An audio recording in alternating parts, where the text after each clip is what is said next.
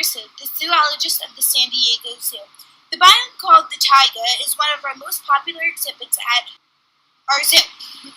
But since many of you cannot see it in person, many talented scientists and I have come together to make an informational video. First off, I will introduce you to our weather specialist, Adriana Winterson. She will talk about the locations, weathers, and precipitation of the many taiga biomes. Thank you, Remy. Alright, so hello, I'm your specialist, Adriana, and I'm going to teach you about the taiga's weather. So basically, the taiga biome is located in many places, such as North America, Alaska, and Canada. So you're probably wondering what the temperature is. Well, in the winter it is very snowy and cold, but in the summer it is very warm and humid, very humid. And the average temperature in the winter is about negative 23 degrees, and it can get up to negative 65 degrees in the winter. In the summer, the average temperature is 85 degrees, and it can get hotter or warmer, depending on the circumstances. Sorry, those are just the wolves in their habitat. Yeah. The precipitation is 12 to 33 inches of rainfall, of annual rainfall. And that's about it. Let's pass it on to Abby, because she will give you facts on plants. Thanks, Adriana. Hi, I'm Abby Molinari, San Diego's botanist. A botanist is someone who studies plants. The taiga biome has both plants and soils that suit for the seasons. The 4 seasons are the regular season, but the most prominent ones are winter and summer. Summers are warm and wet, with a lot of rain, and winters are very cold with a lot of snow. The soil in the taiga biome is thick and poor in nutrients due to the amount of frost laid on top for such a long time during the winter. But in the summer there is hope due to the warmth and the amount of rain that makes the plants healthier then and can make them grow. The plants that are in the taiga biome consist of a lot of trees, some other plants. Now the trees are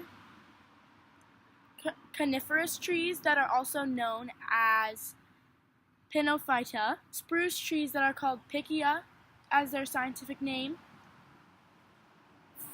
fir trees that are also called Abies as their scientific name,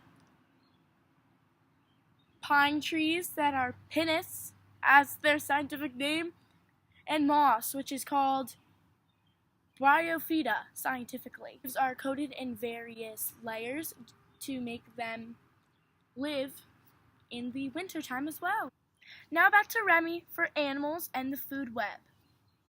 Okay, so 5 animals that actually live in the taiga would be the Rangifer tarandus, which is a reindeer, Ursus arcticus, which would be a brown bear, Ursus martimus, which is the polar bear, Canis lupus, which is the wolf, and the L. canadensis, which is the lynx. Okay, so for the food web, it looks like that right there. And the main producer is the spruce tree, and one side is the elk and moose, and it feeds off the trees, and then the wolf feeds off of the moose and elk, and on the other side there's a grasshopper, which would be an insect who lives in the tree and feeds off of them. Same with the bird, which would be a herbivore who lives and feeds off the tree. And then the another bird, which would be the carnivore, eats the grasshopper, and the owl eats the herbivore bird, but it could also eat the carnivore bird, and then the lynx eats the owl. That is moose. If you're wondering how moose came to be and how they evolved in this world, here's a phylogenetic tree of the moose, and as you can see, the moose came from many different organisms to become what it is right now. Here are that the moose is classified by. Here's the kingdom, phylum, the class, order, family, genus, and species. Latin name for this moose is Alcus alcus. The organism is closely related to deer, zebras, and horses. So if you're wondering what a moose looks like, here's a picture.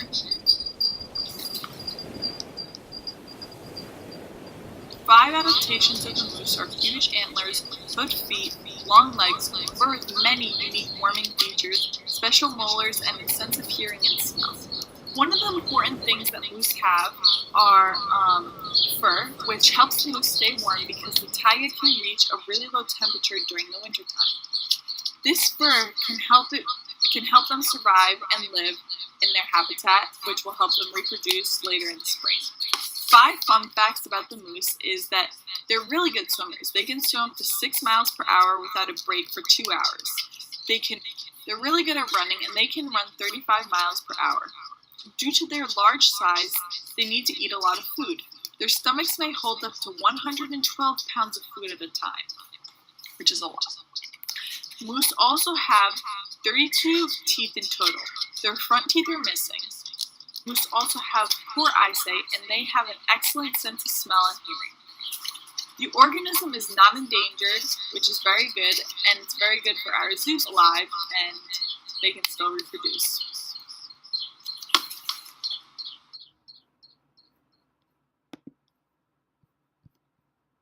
What I chose to do is the wolf, and the phylogenetic tree of the animal looks like this, and it basically just describes how the wolf has changed and evolved over the years. So the kingdom that the wolf falls under would be all animals. The phylum is animals with a backbone. The class would be all mammals. Order would be carnivorous mammals. Family would go under dog-like mammals. Genus would be dogs, because species would be Canis lupus. The scientific name of the animal, the wolf, would be Canis lupus. Adaptations that the wolf has is its coat, which helps it stay really warm in winter. Also, their paws has like this padding underneath it, so it could help get traction on snow and help provide better support for them. Another adaptation about the wolf is their hearing, which is 20 times sharper than humans, and their smell, which is 100 times keener. Also, wolf's jaws can deliver a crushing pressure over 500 pounds per square inch. They're also legendary because of their howl, which they use to communicate. Another fun fact about the wolf is they used to be the world's most widely distributed mammal, but the gray wolf's range has been reduced by 1/3 of the population, and on average, gray wolves will eat up to 20 to 30 pounds of meat in one meal. Wolf is also classified as endangered for like their population and status. And yeah, that's it. The animal I chose is the lynx. The lynx lives in the taiga biome. General information about the lynx. The genus of the lynx is the lynx. The species has many, which would be the Eurasian lynx or lynx, the Iberian lynx, Lynx pardinus, the Canadian lynx, Lynx canadensis, and the bobcat, Lynx rufus. The phylum of the bobcat is Chordate. The order is Carnivora. The family is Felidae, and the status of lynx and bobcats are that they are endangered. Adaptations of the lynx are their coat of fur, which helps them keep warm during the snow, their clack tufts near the ear to either improve hearing or to notice whether an animal or someone is behind their head. Also, long legs to travel through the snow, and hair on the underside of their wide paws for traction in the snow. A fun fact about the lynx is they hunt prey that are 3 to 4 times their size. Another fun fact about the lynx is that they are able to detect mice from 250 feet away because of their keen hearing. Another cool fact about the lynx is that their fur often changes colors depending on the season. In the winter, their fur can look whitish and gray, and in the summer, it's brownish and tan. Surprisingly, lynx aren't that fast. They use their element of surprise and camouflage to attack their prey. Lastly, something quirky about lynx, they are nocturnal, making it hard to see them by humans and animals.